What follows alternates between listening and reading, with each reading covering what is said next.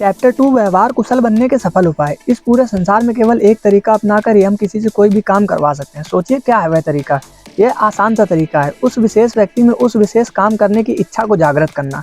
यह बात मस्तिष्क में रख ले। इसके अतिरिक्त अन्य कोई तरीका नहीं है दूसरों से काम करवाने का। हाँ, यह अलग बात है कि आप किसी के सीने में बंदूक तानकर बैठ जाएं और उससे अपनी घड़ी आदि निकालने के लिए कहने लगे, या फिर अपने से नीचे के कर्मचारी को नौकरी से निकालने की धमकी देकर उससे कोई काम करने के लिए विवश कर सकते हैं।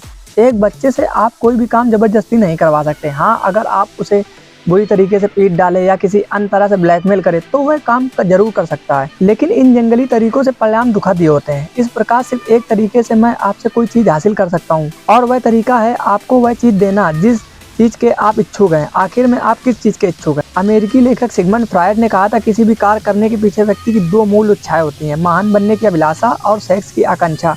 इसी बात को कुछ अलग ढंग से अमेरिका के महान दार्शनिक जॉन ड्यू ने इस प्रकार कहा, मानव प्रकृति में महानतम आकांक्षा महान बनने की आकांक्षा होती है। मैं आपसे फिर पूछता हूँ, क्या आप चाहते हैं?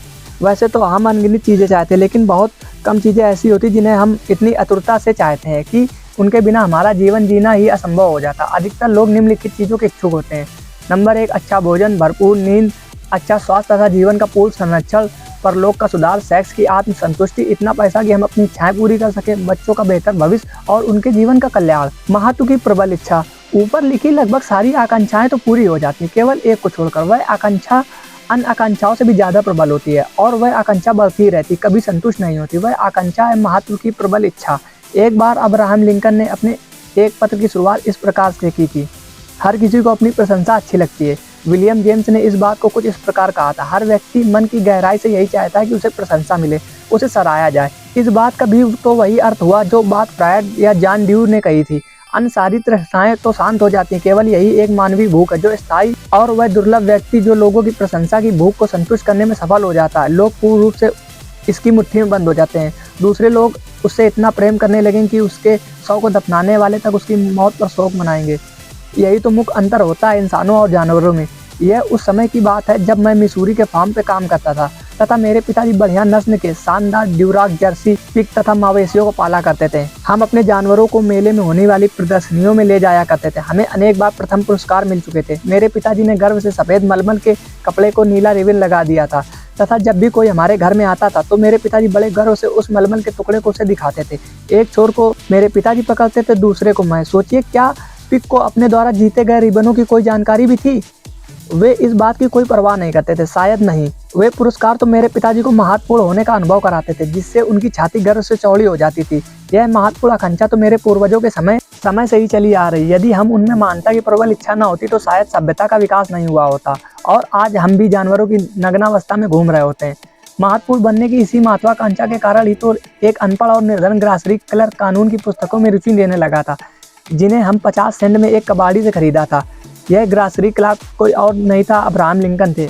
महान उपन्यासकार डिकेंस को भी तो महत्वपूर्ण बनने की प्रबल इच्छा ने ही उपन्यास लिखने के लिए प्रोत्साहित किया। इसी आकांक्षा के काल सर क्रिस्टोफर रेन ने पत्थरों में सिम्फनी लिख दी। इसी अभिलाषा के तले दबकर ही रॉकफेलर ने करोड़ों डॉलर जमा कर लिए और कभी भी उन्हें खर्च नहीं किया। इसी हार्दिक इच्छा के कारण तो आपके शहर का सबसे अमीर परिवार एक ऐसा घर बनवाने के लिए दिन रात कोयलों की बैल की भांति काम करता है जैसे पूरे शहर में किसी और का ना हो। यह अलग बात है, उनको इतने बड़े घर की जरूरत भी नहीं होती। महत्वपूर्ण होने की यही आकांक्षा तो आपसे नए फैशन के कपड़े पहनवाती है, नए मॉडल की कार खरीदवाती है, और यही आकांक्षा आपसे अपने बच्चों की चतुराई से झूठे किस्से भी कहलवाती है। लेकिन यह आकांक्षा तब खतरनाक साबित हो जाती जब कुछ लड़के लड़कियां गैंग में शामिल होकर अपराध करने लगते हैं। न्यूयॉर्क के भूतपूर्व पुलिस कमिश्नर ईपी मलरूनी ने एक बार रहस्य उद्घाटन किया था। हर युवा अपराधी भी अहंकार से भरा होता था। वह यह भी चाहता था कि वह सुर्खियों में आए, और इसी इच्छा से फलीभूत होकर वह गिरफ्तार होने के बाद सबसे पहले उन अखबारों पर दृष्टि डालता है जिन्होंने उसे रातों रात हीरो बना दिया। सजा को लेकर वे बेफिक्र रहते हैं।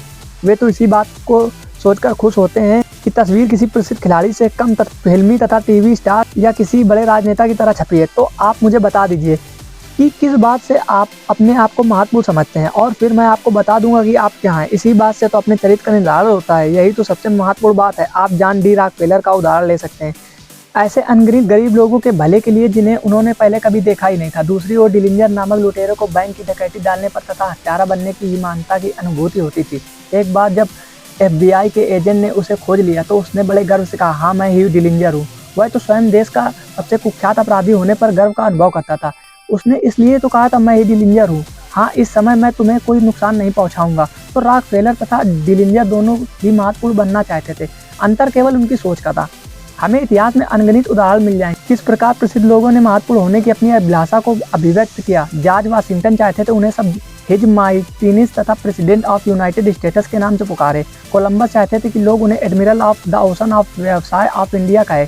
कैथरीन मान तो उन पुत्रों को भी हाथ नहीं लगाती थी जिन पर इंपीरियल मेजेस्टी नहीं लिखा होता था। मिसेज लिंकन तो व्हाइट हाउस के मिसेज ग्रांट पर बहुत जोर से दहाड़ती थी, तुम्हारी इतनी हिम्मत कि तुम मेरी आज्ञा के बिना मेरे सामने बैठ जाओ। सन 1928 में हमारे देश के रईसों ने एडमिरल बर्ड के अंटार्कटिका में अभियान के लिए एक शर्त पर धन दिया था कि बर्फीले पर्वतों की श्रेणियों के ऊपर उनके नाम लिखे जाएं। महान लेखक शेक्सपियर भी अपने परिवार के लिए कोट ऑफ आर्म्स प्राप्त करने अपने नाम को और भी अधिक महत्वपूर्ण बनाना चाहते। महान लेखक विक्टर ह्यूगो की हार्दिक इच्छा थी कि उनके पेरिस शहर का नामकरण उनके नाम पर किया जाए। अपनी और लोगों का ध्यान आकर्षित करने के लिए तथा उनकी सहानुभूति पाने के लिए कई बार लोग बीमार तक होने का बहाना बना डालते हैं। इस बात का सबसे ज्वलंत उदाहरण श्रीमती मैकले है। उन्हें तो महत्वपूर्ण होने की अनुभूति तब होती है जब उनके पति यानी अमेरिका के राष्ट्रपति अपना सारा काम धंधा छोड़कर उनको अपनी बाहों में लिए बैठे रहते थे तथा उन्हें शांत करते रहते थे। वे अपने पति को लेकर इतनी व्याकुल रहती थी कि दांतों के डॉक्टर के पास भी उन्हें के साथ जाती थी। एक बार जब उनके पति ऐसा नहीं कर पाए तो उन्होंने पूरा घर सर पर उठा लिया था। ऐसी ही एक स्वस्थ तथा प्रतिभाशाली महिला के विषय में लेखिका मेरी रॉबर्ट राइनहर्ट ने बताया था कि अपने आप को महत्वपूर्ण होने का अनुभव करने के लिए उन्होंने बिस्तर पकड़ लिया। मिसेज राइनहर्ट ने मुझे बताया था कि एक औरत को किसी विकट परिस्थिति का सामना करना पड़ रहा था। शायद उसे अपने आगामी जीवन के अकेलापन दिख रहा था तथा जीवन में कोई सपना कोई आशा नहीं थी। 10 साल तक उसकी बूढ़ी माँ बिस्तर पर बेटी की सेवा करती रही, उसी बिस्तर पर बैठे बैठे खाना देती, सारा दिन सेवा में लगी रहती थी। इतने बुढ़ापे में इतना काम, आखिर बेटी की चाकरी करते करते थक हार कर बूढ़ी माँ मर गई। फिर कुछ दिन बेटी को बिस्तर पर पड़े रहने का बहाना मिल गया। वह माँ की मौत का शोक जो मना रही थी, लेकिन वह फिर उठ गई। उसने अपने कपड़े बदले और एक बार फिर जीवन को जीना शुरू किए। कई मनोविश्लेषकों का मत है कि महत्वपूर्ण होने की अनुभूति ही कई लोगों को पागल हो जाने के लिए प्रेरित करती है। वे लोग पागलपन के स्वप्न में ही स्वयं को महत्वपूर्ण मानने लगते हैं, क्योंकि वास्तविक दुनिया में तो कोई उन्हें पूछता तक नहीं। एक सर्वे के अनुसार अमेरिका के मानसिक रोगों में जितने लोग पीड़ित थे उतने अन्य किसी बीमारी से नहीं थे। तो फिर जरा सोचिए पागलपन का कारण क्या है। इस प्रश्न का सही उत्तर तो किसी के पास भी नहीं है, लेकिन यह तो निश्चित है कि कुछ बीमारियां जैसे सिफिलिस मस्तिष्क की कोशिकाओं को नष्ट कर देती है तथा इसका परिणाम पागलपन होता है। लगभग आधे मानसिक रोगों के पीछे शारीरिक कारणों का जिम्मेदार समझा जाता है, जैसे नशीले पदार्थ या विषैले पदार्थ एवं दुर्घटनाएं। लेकिन आधे पागलपन के शिकार के लोगों को मस्तिष्क कोशिकाओं में कोई शारीरिक बाधा नहीं होती। पोस्टमार्टम परीक्षणों में जब मृत लोगों के मस्तिष्क ऊतकों को माइक्रोस्कोप से देखा जाता है तो वे उतने ही स्वस्थ दिख रहे होते हैं जितने भी वे किसी आम व्यक्ति के होते हैं। तो फिर ये पागलपन का शिकार क्यों होते हैं? मैं इस सवाल का उत्तर जानने के लिए बहुत उत्सुक था, इसलिए मैं एक ऐसे मनोचिकित्सक के पास गया जिसे अनेक प्रकार के पुरस्कार और सम्मान मिल चुके थे, लेकिन उसने भी एक स्पष्टतापूर्वक कह दिया कि वह क्या कोई यह नहीं जानता कि लोग पागल क्यों हो जाते हैं। लेकिन यह भी सच है कि कई पागलपन की अवस्था में उस महत्व का अनुभव करते हैं जो उन्हें वास्तविक दुनिया में प्राप्त नहीं होता। इस विख्यात मनोचिकित्सक ने मुझे खुद यह कहानी सुनाई थी।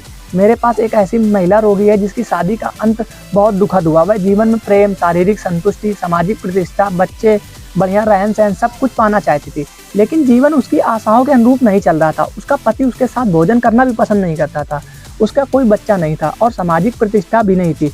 इस बात से उसके दिल को इतना गहरा सदमा हुआ कि वह पागल हो गई तथा अपनी कल्पना में ही उसने अपने पति को तलाक भी दे दिया और अपने आप को कुंवारी समझने लगी।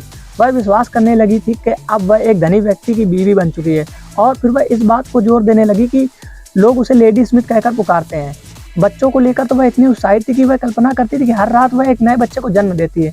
जब कभी भी मैंने उसे देखा तो वह कहती थी कि डॉक्टर साहब कल रात को यह एक सुंदर सी बच्ची का जन्म हुआ। जरा सोचिए, उसके सपनों का महल तो वास्तविकता की आंधियां सह नहीं पाया, लेकिन उसके पागलपन के काल्पनिक महल के सारे सपने सच हो रहे थे। फिर यह बात सुखद है या दुखद मुझे नहीं मालूम। वैसे उस डॉक्टर ने यह बताया कि अगर मेरे अंदर इतनी ताकत होती कि मैं उसको सोचने समझने की शक्ति लौटा सकता तो मैं ऐसा बिल्कुल नहीं करता, क्योंकि जितनी खुश वह आज अपनी पागलपन की अवस्था में वह उतनी खुश पहले कभी नहीं थी। तो फिर जब कोई महत्व की भावना को इतना महत्व देता है कि वह उसके लिए सचमुच पागल भी हो सकता है, तो आप सोचिए कि मैं और आप अपने आसपास के लोगों को सच्ची या फिर झूठी प्रशंसा देकर कितना महान चमत्कार कर सकते हैं, और क्या वह प्राप्त नहीं कर सकते। यह बात उस समय की है जब इनकम टैक्स नहीं हुआ करता था तथा $50 साप्ताहिक कमाने वाला व्यक्ति बहुत रईस समझा जाता था। चार्ल्स श्वाब अमेरिका व्यापार के उन पहले लोगों में से एक थे जिनका वेतन $10 लाख वार्षिक से ज़्यादा था। फिर एंड्रयू कार्नेगी ने उन्हें सन 1921 में यूनाइटेड स्टेट स्टील कंपनी के पहले प्रेसिडेंट के रूप में नियुक्त कर दिया था और उस समय श्वाब केवल 48 वर्ष थे। यूएस स्टील को छोड़कर मुश्किल में फंसी बेथ हलम स्टील कंपनी के प्रेसिडेंट बन गए तथा उन्होंने इसे अमेरिका की सबसे लाभदायक कंपनियों में शामिल कर दिया। अब आप सोचिए, एंड्रयू कार्नेगी ने चार्ल्स श्वाब को $10 लाख या $3000 प्रतिदिन के अधिक वेतन क्यों दिया? क्या इसलिए कि श्वाब का मस्तिष्क बहुत तेज था, या फिर इसलिए कि वे स्टील उद्योग के सबसे बड़े दिग्गज थे?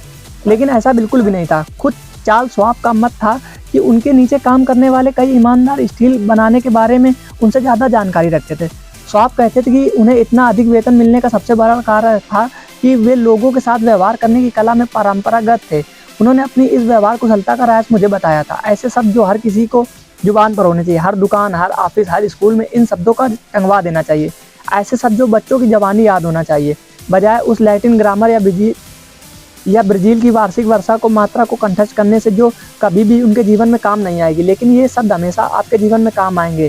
श्वाब के वे अमूल शब्द, मुझे मालूम है कि मेरा सबसे बड़ा धन अपने कर्मचारियों का उत्साहवर्धन करने की कला है और मैं सराहना तथा प्रोत्साहन के द्वारा लोगों सर्वश्रेष्ठ प्रदर्शन करवा लेता हूँ। कोई भी बात किसी भी व्यक्ति की आकांक्षाओं को इतनी बुरी तरीके से आघात करती है जितनी भी वह वरिष्ठ व्यक्तियों की आलोचना।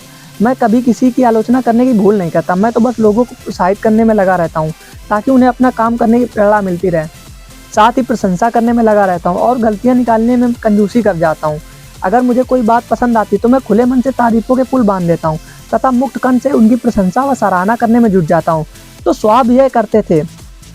लेकिन एक सामान्य व्यक्ति क्या करता है? उसके एकदम विपरीत। अपने कर्मचारियों की कोई बात पसंद ना आने पर उन्हें उन पर टूट पड़ता है। एक बहुत प्राचीन कहावत के अनुसार एक बार गलत काम करने पर हमें बार बार उसके बारे में सुनना पड़ता है, लेकिन अनगिनत सही काम करने उसके बारे में एक ही बार सुनने को मिलता है। श्वाब के अनुसार अपने जीवन के लंबे अनुभव का कालावधि में संसार के कई महान व्यक्तियों से मिला, लेकिन मुझे आज तक कोई भी ऐसा आदमी नहीं मिला, चाहे वह कितने भी ऊंचे पद पर क्यों ना हो, जो निंदा और आलोचना के स्थान पर प्रशंसा के वातावरण में अधिक अच्छे ढंग से काम ना कर पाता हो।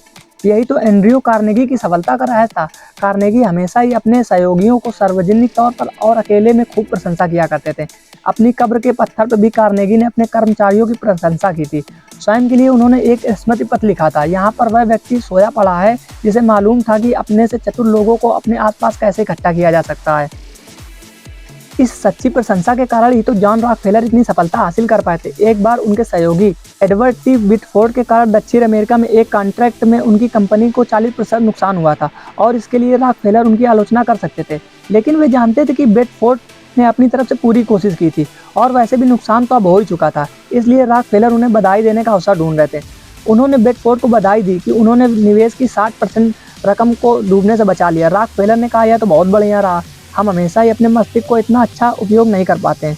अब मैं आपको एक काल्पनिक कहानी सुनाने जा रहा हूँ, लेकिन इसमें बहुत सी सच्चाई छुपी है और यही कारण है कि मैं इस कहानी को पुस्तक में लिख रहा हूँ। एक अनपढ़ महिला ने पूरे दिन जी तोड़ परिश्रम करने के बाद अपने परिवारजनों के सामने भोजन के स्थान पर भूसे का ऊंचा ढेर रख दिया। पति और बच्चों द्वारा इस विचित्र व्यवहार के कारण पूछने पर उस औरत ने उत्तर दिया, मैं तो सोचती कि तुम्हारा ध्यान इस ओर कभी जाता ही नहीं। तुम्हारे सामने भूसा रखा जाता है या फिर खाना। मैं 20 वर्षों से तुम सबके लिए खाना बनाती आ रहा हूँ, लेकिन तुम लोगों ने मुझे कभी भी ये नहीं बताया कि तुम लोग भूसा तो नहीं खा रहे। अभी कुछ समय पहले यह शोध किया गया कि पत्नियां घर छोड़कर क्यों भाग जाती हैं। क्या आप जानते हैं कि इसका मुख्य कारण क्या है? प्रशंसा की कमी। यही बात घर गृहस्थी छोड़कर भागने वाली पत्नियों पर भी लागू होती है। लगभग प्रत्येक पति पत्नी अपने पार्टनर को यह बताने में कंजूसी दिखाते हैं कि वे एक दूसरे के पर्याय हैं और एक दूसरे के बिना उनका जीवन अधूरा है। एक बार मेरी कक्षा के एक सदस्य ने अपने जीवन की एक घटना सुनाई जिसमें उनकी पत्नी ने उससे एक अनुरोध किया। उसकी पत्नी और दूसरी महिलाएं एक आत्म सुधार कार्यक्रम में शामिल होने के लिए गिरजाघर गई। एक दिन उसकी पत्नी ने अपने पति से आग्रह किया कि वह उसे एक ऐसी 6 कमियां बता दे जिन्हें सुधार कर वह अच्छी पत्नी बन जाए। उसका पति तो यह सुनकर हैरान हो गया। उसने भरी कक्षा के सामने कहा, मुझे यह आग्रह सुनकर हैरानी हुई। वैसे तो मैं बड़ी आसानी से 6 तो क्या 600 कमियां की सूची तैयार करवा सकता था जिनमें सुधार की आवश्यकता थी, लेकिन मैंने ऐसा नहीं किया। इसके स्थान पर मैंने उससे कहा, मुझे इस बारे में सोचने के लिए एक रात का समय चाहिए। कल सुबह मैं तुम्हें इसका उत्तर दूंगा। दूसरी सुबह मैं अन्य दिनों से जल्दी उठ गया और अपनी पत्नी के लिए 6 गुलाब मंगवा लिए और उसके साथ मिलकर एक चिट्ठी चिपका दी। मुझे तो तुम में 6 क्या एक भी कमी ऐसी नहीं दिखी जिसे सुधार की आवश्यकता हो। मुझे तुम ऐसी अच्छी लगती हो। और उस शाम मेरी पत्नी दरवाजे पर मेरा इंतजार कर रही थी। उसकी आंखों में आंसू भरे थे और मैं अपनी इस जीत पर खुश था कि मैं इतना समझदार हूँ कि जो पत्नी के आग्रह करने पर मैं उसकी आलोचना नहीं की। अगले रविवार जब वह चर्च गई तो उसने यह बात सारी महिलाओं को बताई। फिर बहुत सी महिलाओं ने मुझसे पूछ ही लिया। इतनी बुद्धिमानी की बात हमने तो पहले कभी नहीं सुनी और तब भी मुझे एहसास हुआ कि सराहना में कितनी शक्ति होती है। लॉरेन जिगफेल्ड ने ब्रॉडवे में धूम मचा दी थी। उनकी छवि एक ऐसे प्रोड्यूसर की थी जिसमें अमेरिकी महिलाओं को ग्लैमरस दिखाने की अद्भुत प्रतिभा घुली हुई थी। हर बार वे इतनी साधारण महिलाओं को चयन करते थे जिनकी ओर से कोई देखना भी न चाहे, लेकिन जब वे स्टेज पर आती थी तो वो इतनी ग्लैमर तथा रहस्यमय लगती थी कि कोई उन्हें पहचान भी नहीं पाता था। आत्मविश्वास तथा प्रशंसा के महत्व को समझने के कारण ही वे जानते थे केवल प्रशंसा तथा महत्व दिए जाने पर एक साधारण सी युवती भी स्वयं को सर्वश्रेष्ठ समझने लगती है। वे जनसाधारण की भावनाओं से अवगत थे, तभी तो उन्होंने सामूहिक ज्ञान में काम करने वाली लड़कियों को पगार $30 साप्ताहिक को बढ़ाकर $175 साप्ताहिक कर दी थी। साथ साथ वे विशाल हृदय के भी थे। फालिज के मंचन की प्रथम रात्रि को उन्होंने सभी सितारों को टेलीग्राम भेजे थे तथा शो में काम करने वाली प्रत्येक कोरस गर्ल को अमेरिकन ब्यूटी रोजेज उपहार में दिए थे। एक बार मेरे सिर पर डाइटिंग का ऐसा भूत सवार हुआ कि मैं लगातार 6 दिनों तक भूखा रहा। यह कोई कठिन काम नहीं था। 8वें दिन मुझे उतनी भूख नहीं लग रही थी जितनी कि दूसरे दिन लग रही थी। यह तो हम सभी जानते कि यदि किसी के परिवार या कर्मचारियों को 6 दिन तक खाना न मिले तो वह ग्लानि महसूस करेगा। अब मैं इस लायक भी नहीं रहा कि अपने परिवार का पालन पोषण भी कर सकूं। लेकिन कई लोग ऐसे भी होते हैं जो अपने परिवार अथवा कर्मचारियों की सच्ची प्रशंसा 6 दिनों का 6 हफ्तों 6 सालों 60 सालों या उम्र भर भी नहीं करते और फिर उन्हें अपराध बोध नहीं सताता। हम सब ये क्यों भूल जाते हैं कि तारीफ भी तो भोजन की बात ही हमारा दैनिक आवश्यकता है। प्रसिद्ध अभिनेता अल्फ्रेड लूट ने रियूनियन इन वीना में मुख्य भूमिका निभाते समय कहा था कि मुझे जिस चीज़ की सबसे ज़्यादा आवश्यकता है वह है मेरे आत्मस्वाभिमान का पोषण। हम सभी अपने दोस्तों, अपने बच्चों तथा अपने प्रियजनों को शारीरिक पोषण तो पर्याप्त मात्रा में देते, परंतु उन्हें आत्मसम्मान का पोषण देना बिल्कुल भूल जाते हैं। ऊर्जावान बनने के लिए हम उन्हें बीज, पनीर, आलू खिलाते हैं, लेकिन प्रशंसा के 2 शब्द बोलना भूल जाते हैं जो वर्षों तक यादों में सुबह की मधुर संगीतों की भांति गूंजते रहते हैं। एक रेडियो कार्यक्रम the rest of the story में पॉल हार्वे ने बताया था कि किस प्रकार वे सच्ची प्रशंसा किसी व्यक्ति की जिंदगी को बदलने की ताकत रखती है। इसके लिए उन्होंने एक घटना सुनाई। वर्षों पहले डेट्रॉइट की एक अध्यापिका ने लेवी मॉरिस से कहा था कि वह कक्षा में गायब हुए चूहे को ढूंढने में उसकी मदद करे। उस अध्यापिका ने स्टेवी मॉरिस की खूब प्रशंसा की। ईश्वर ने उसे आंखें नहीं दी तो क्या हुआ, लेकिन उसके बदले में ईश्वर ने उसे सुनने की अद्भुत शक्ति प्रदान की है। स्टेवी में कुछ तो खास था जो उस अध्यापिका ने उसकी सर्वशक्ति की प्रशंसा की। इससे पहले किसी ने उसकी इतनी तारीफ नहीं की थी। सालों बाद लेवी अब यह बात मानती कि वो प्रशंसा के 2 शब्द उनके जीवन में मील के पत्थर साबित हुए। उस घटना के पश्चात तो उन्होंने अपनी सर्वशक्ति को चमत्कारी रूप से विकसित कर लिया था। फिर लेवी वंडर के स्टेज नाम का चोगा पहनकर 70 के दशक में एक महान गीतकार तथा पॉप गायक बन गई। हाँ, कई पाठक बंधु मेरी इस बात से एकमत नहीं होंगे। उन्हें तो प्रशंसा चापलूसी, मक्खन पॉलिसी लगती है। वे तो कहते हैं कि मैंने इसका प्रयोग कई बार करके देखा है। समझदार लोग तो इसे और भी ज़्यादा चिढ़ जाते हैं। हाँ, यह बात बिल्कुल सही है। चापलूसी समझदार लोगों के सामने कोई मायने नहीं रखती। यह बात एकदम बकवास होती है। लेकिन कई लोगों में तारीफ की इतनी तहला होती है कि वे चापलूसी को भी सच्ची प्रशंसा मानकर निकल जाते। ठीक उसी प्रकार जिस प्रकार भूख से तड़पते हुए व्यक्ति को घास और कीड़े मकोड़े अमृत लगते हैं, चापलूसी पसंद तो महारानी विक्टोरिया भी बहुत थी। प्रधानमंत्री बेंजामिन डिज़राइली ने इस बात को स्वीकार किया था कि वे महारानी की चापलूसी किया करते थे। वे तो चम्मच भर भर कर मक्खन लगाया करते थे। डिज़राइली ब्रिटेन के जाने माने योग सुसंकर तथा चतुर निपुण व्यक्ति थे। वे तो इस कला में निपुण थे। अब जो वस्तु उनके काम आ गई, जरूरी नहीं वह आपके और मेरे भी उतनी प्रभावकारी हो। चापलूसी नकली सिक्का है जिससे लंबे समय में हानि तथा अधिक लाभ कम होता है। तो अगर आप नकली सिक्के को बाजार में लेकर घूमें तो मुश्किल पड़ जाएंगे। इस प्रकार प्रशंसा तथा चापलूसी में तो जमीन आसमान का अंतर होता है। एक सच्ची होती तो दूसरी नकली होती। एक सोना तो दूसरा पीतल। एक दिल से निकलती तो दूसरी दांतों से। एक निस्वार्थ होती तो दूसरी स्वार्थपूर्ण। एक की प्रत्येक जगह सराहना होती है और दूसरी की हर तरफ निंदा। अभी कुछ दिनों ही पहले मैंने मैक्सिको सिटी के चापुल्टेपेक पैलेस में मैक्सिकन हीरो जनरल अल्वारो ओब्रेगान की मूर्ति देखी। उसी मूर्ति के नीचे जनरल ओब्रेगान की फिलॉसफी के अनमोल शब्द लिखे हुए थे। उन दुश्मनों से मत डरो जो आप पर आक्रमण करते हैं, बल्कि उन मित्रों से डरो जो तुम्हारी चापलूसी करते नहीं थकते। इसलिए मैं आपसे नहीं कह रहा हूँ कि आप भी चापलूसी करें। मैं तो आपसे एक अलग बात ही कह रहा हूँ। मैं आपसे एक नया जीवन आरंभ करने के लिए बोल रहा हूँ। बकिंगम पैलेस में अपनी स्टडी की एक दीवार पर सम्राट जॉर्ज पंचम ने सूत्रवाक टांग रखे थे। इनमें से एक सूत्रवाक यह था, मुझे कोई यह सिखा दे कि मैं ना तो किसी की झूठी प्रशंसा करूं और ना ही किसी की झूठी प्रशंसा सुनने के लिए उत्सुक रहूं। चापलूसी की सही परिभाषा तो एक बार मैंने कहीं पढ़ी थी जो इस प्रकार थी, चापलूसी का अर्थ है सामने वाले को वही बात बताना जो वह अपने बारे में सोचता है। राल्फ वाल्डो इमर्सन ने एक बार कहा था, आप चाहे जो भी भाषा का प्रयोग कर ले, आप हमेशा वही बात कह पाएंगे जो आप हैं। अब अगर आपको चापलूसी ही करनी है तो सबकी चापलूसी करके आप सरलता से मानवीय संबंधों में विशेषज्ञ बन सकते हैं। हम अपना जीवन लगभग 95% खाली समय में अपने स्वयं के बारे में सोचने में बिता देते हैं और बाकी का 5% समय अपनी समस्याओं के बारे में सोचने में नष्ट कर देते हैं। लेकिन अगर हम थोड़ा बहुत दूसरे लोगों की अच्छाइयों के बारे में भी सोचने में व्यतीत करें तो हमें चापलूसी की आवश्यकता ही नहीं पड़ेगी। हम तो केवल सच्ची प्रशंसा करेंगे, क्योंकि तब हमारे मस्तिष्क में उस व्यक्ति की अच्छाइयाँ घूम रही होंगी। वैसे भी आज के संसार में सच्ची प्रशंसा पाना व देना दोनों ही दुर्लभ हो गए हैं। हम प्रायः अपने बच्चे से अच्छे नंबर लाने पर उसकी प्रशंसा करना भूल जाते हैं, या फिर जब आपकी बेटी आपसे अच्छा केक बनाती है तो आप सोचते हैं कि अगर प्रशंसा कर दी तो इसका दिमाग 7वें आसमान पर पहुंच जाएगा। लेकिन बच्चों को इतना आनंद किसी अन्य चीज़ में नहीं आता जितना कि वह अपने माता पिता द्वारा दी गई हुई प्रशंसा और सराहना में आता है। इसलिए अगली बार जब आप किसी रेस्तरां में जाएं, आपको खाना सचमुच स्वादिष्ट लगे तो उसके रसोइये तक यह संदेश अवश्य भिजवा दें। जब कोई थका हारा सेल्समैन आपके पास बहुत शिष्टाचार से पेश आए तो उसका उल्लेख भी आवश्यक है। प्रत्येक सार्वजनिक वक्ता, प्रत्येक चर्च का पादरी, प्रत्येक नेता यह समझता है कि यदि श्रोतागण की भीड़ में से एक आदमी भी ताली ना बजाए तो फिर उसकी कई बात की प्रशंसा ना करे तो उसे कितना बुरा लग सकता है। उसका तो सारा उत्साह ही फीका पड़ जाएगा। यही बात दुकानों, ऑफिसों, कर्मचारियों, सहयोगियों, हमारे परिवारजनों तथा मित्रों सभी पर समान रूप से लागू होती हैं। हमें यह बात हमेशा अपने मस्तिष्क में रखनी चाहिए कि हमारे सारे संगी साथी मनुष्य है और मनुष्य की प्रशंसा के 2 बोल जरूर चाहिए, जो असली सिक्का है जिसे हर कोई अपने पास संभाल कर रखना चाहता। अपनी प्रत्येक दिवस की यात्रा में कृतज्ञता की चिंगारियों की दोस्ताना पगडंडी को छोड़ने का प्रयत्न करें और आप चकित रह जाएंगे किस प्रकार से इन चिंगारियों से मित्रता की नन्ही नन्ही लौ प्रज्वलित हो जाएंगी, जो आपकी अगली यात्रा से आपको गर्माहट जरूर देंगी। न्यू फेयरफील्ड कनेक्टिकट का पामोला डायनहेम की अनेक जिम्मेदारियों में से एक जिम्मेदारी यह थी कि उन्हें एक नया जनरेटर सुपरविजन करना था जिसका काम काफ़ी ख़राब था। दूसरे कर्मचारी उसका बहुत मजाक उड़ाया करते थे कि वह बहुत घटिया काम करता है। यह बहुत गलत बात थी, क्योंकि इस मजाक के वातावरण में दुकान का बहुत सारा कीमती समय यूं ही नष्ट हो जाता था। पैम के इस कर्मचारी को प्रेरित करने की बहुत कोशिश की, बहुत तारीफ़ें आजमाए, लेकिन सब निष्फल रहे। फिर उसने देखा कि कभी कभी तो वह कर्मचारी किसी काम को बहुत अच्छे ढंग से कर लिया करता था। इसलिए पैम ने सोचा कि अब की बार वह कर्मचारी की प्रशंसा दूसरे लोगों के सामने जरूर करेगा। प्रशंसा पाकर तो वह अपना सारा काम अच्छे ढंग से करने लगेगा। अब सब लोग उसका सम्मान करते तथा उसके काम को सराहते भी हैं, तो सच्ची प्रशंसा के परिणाम भी सकारात्मक निकले, जबकि आलोचना तथा मजाक में कुछ भी हासिल नहीं हो सका।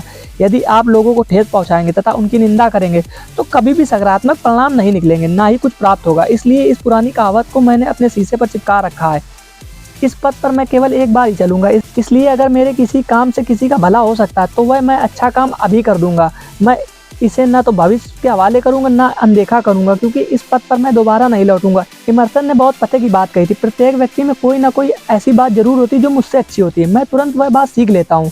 अब अगर वह बात इमर्सन के बारे में उपयोगी है तो हमारे और आप सबके बारे में है तो 1000 गुना अधिक उपयोगी है। हमें केवल अपनी ही उपलब्धियों तथा इच्छाओं के बारे में सोचना छोड़ देना चाहिए। हमें चापलूसी को भूल जाना चाहिए, खुले दिल से प्रशंसा करना चाहिए एवं मुक्त भाव से गले लगाना और सराहना करनी चाहिए। ऐसा करने से आप पाएंगे कि लोग आपके मूल्यवान शब्दों को अपनी स्मृतियों की तिजोरी में पूरे ध्यान से संजोकर रखेंगे और जीवन भर उन्हें कंठस्थ करते रहेंगे। फिर जो कुछ आपने कहा वह आप तो भूल जाएंगे, लेकिन जिससे कहा था वह कभी नहीं भूल पाएगा। आज का दूसरा सिद्धांत यही है, दिल से सच्ची तारीफ करना सीखो।